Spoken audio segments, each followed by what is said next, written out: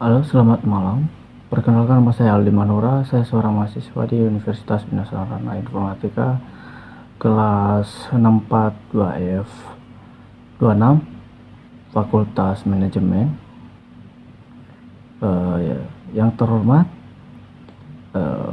Bapak Erwin Setiawan ST MPD. Dalam rangka membuat video mandiri, yaitu artikel anti korupsi.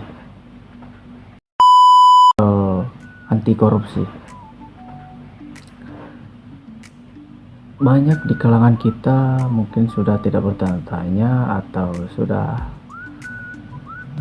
tidak heran lagi ya, yang namanya korupsi. Di Indonesia sudah cukup lebih dari banyak lah yang telah melakukan korupsi atau penyuapan uang ya, penggelapan uang. Korupsi adalah musuh bersama yang terus menggerogoti sendi-sendi kehidupan bangsa dan bernegara. Praktik tak terpuji ini tidak hanya merampok rakyat, tetapi memperlambat bangunan, memperdalam ketimbangan sosial, dan mengiklik kepercayaan terhadap institusi pemerintah. Di Indonesia, meskipun upaya pemberantasan korupsi semakin gencar, kasus-kasus baru terus bermunculan dengan modus yang semakin beragam.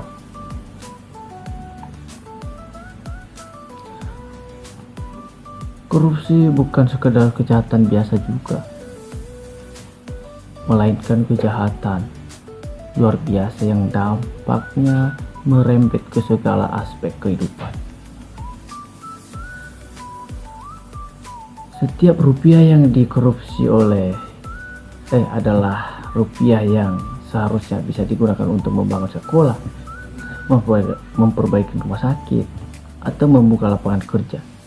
Ketika dana-dana penting ini diselewengkan, yang paling menderita adalah rakyat kecil. Selain merugikan secara materi, korupsi juga merusak tatanan sosial.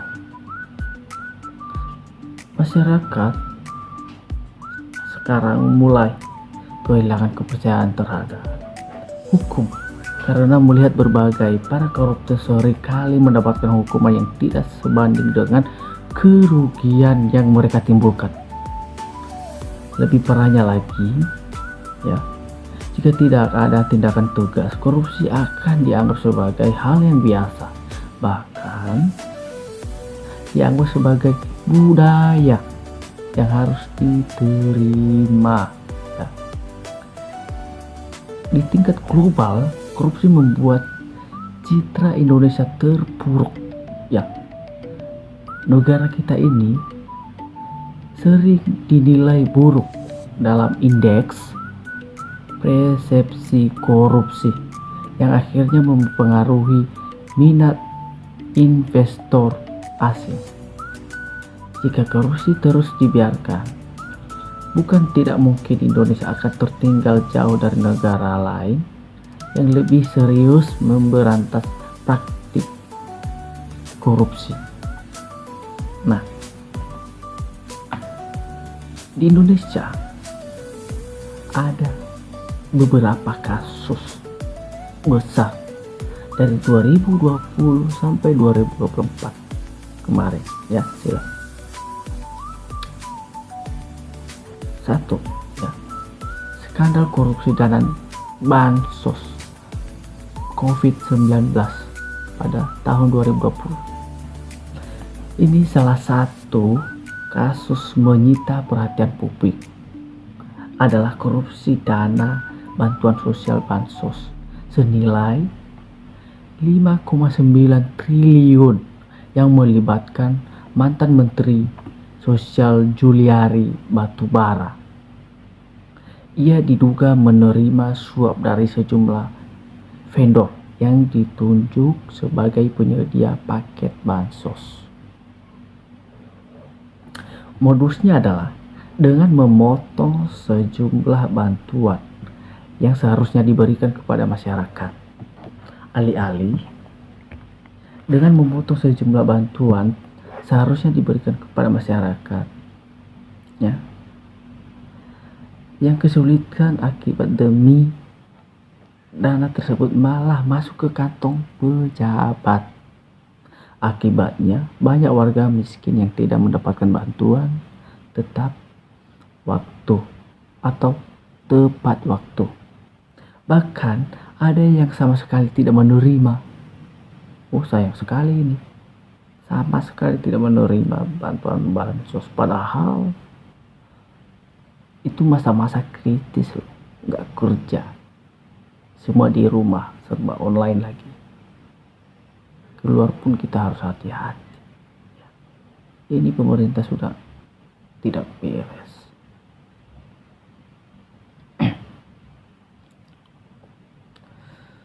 Kasus ini menjadi bukti betapa kejamnya korupsi, terutama di saat rakyat sedang sangat membutuhkan bantuan tersebut. Nah, untuk kedua kalinya nih, korupsi PT Asabri, kerugian mencapai 23 triliun pada tahun 2021. PT Asabri atau Perusahaan Asuransi Sosial Anggaran Bersenjata Republik Indonesia adalah BUMN yang mengelola dana pensiun prajurit TNI dan Polri. Namun pada tahun 2021 terungkap praktik korupsi besar-besar yang diduga oleh mantan direktur dan sejumlah pihak terkait. Mereka mengalihkan dana nasabah ke investasi fiktif dan proyek-proyek yang tidak jelas.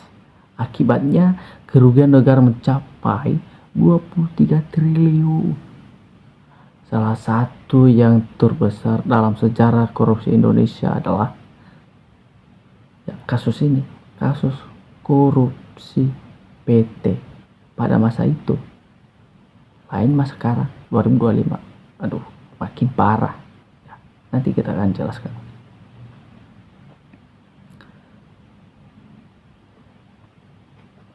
Kasus ini ya, kasus yang PT Asabri ini sangat memalukan karena mengorbankan hak pensiun para pahlawan yang telah mengabdi untuk negara. Itu parah banget pemerintah ini. Oke, ketiga, markup atau proyek infrastruktur Kementerian PUPR pada tahun 2023 silam. Ya. Pada tahun 2023 ini KPK menangkap beberapa pejabat Kementerian Pekerjaan Umum dan Perumahan Rakyat atau PUPR terkait markup proyek pembangunan jalan dan jembatan.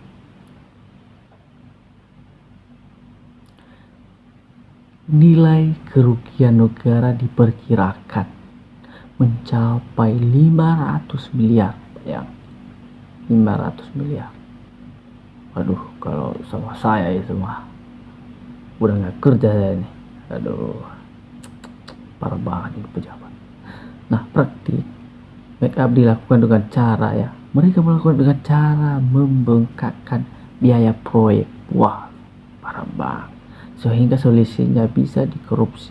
Padahal proyek infrastruktur seharusnya menjadi tulang punggung pembangunan. Nah, setelah kasus ini menunjukkan bahwa korupsi masih merajalela di sektor-sektor vital yang seharusnya menjadi prioritas negara. Ya. Mungkin itu saja yang saya bisa kasih contoh 3 saja ya. Nah, sebagai peran aktif masyarakat dalam pemberantas korupsi juga. Korupsi tidak bisa diberantas hanya oleh KPK atau aparat penegak hukum. Ya, kita juga sebagai masyarakat harus berperan aktif. Ya, contohnya melaporkan setiap indikasi koruptor.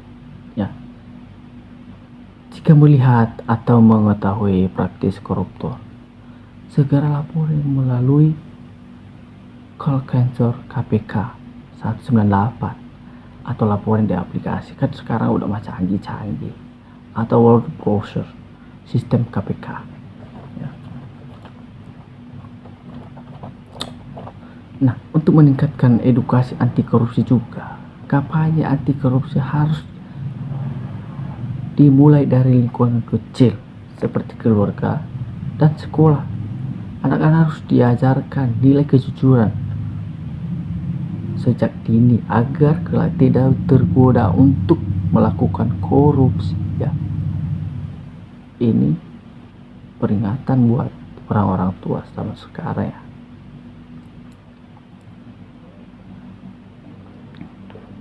Nah,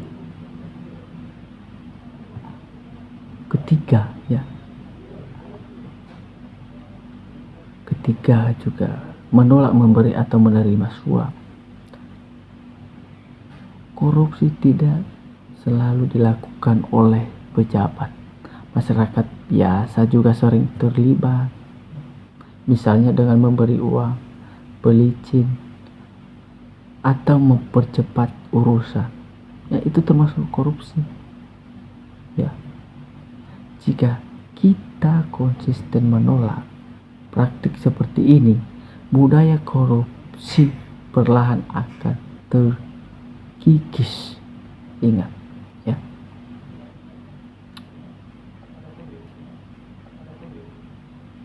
Nah, sebagai kesimpulannya ya, untuk melawan korupsi untuk masa depan yang lebih cerah, lebih baik ya, lebih merdeka dari korupsi.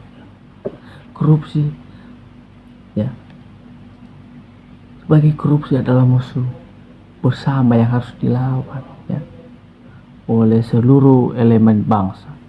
Jika dibiarin, korupsi akan terus merusak demokrasi, menghambat pembangunan dan memperlebar kesenjangan sosial. Kita tidak bisa hanya mengandalkan KPK atau menegak hukum. Setiap budaya menegak hukum. Setiap warga juga harus menjadi garda terdepan dalam memberantas korupsi. Nah, untuk itu, mari kita membangun budaya integritas. Dimulai dari diri sendiri. Ya, dimulai dari sendiri.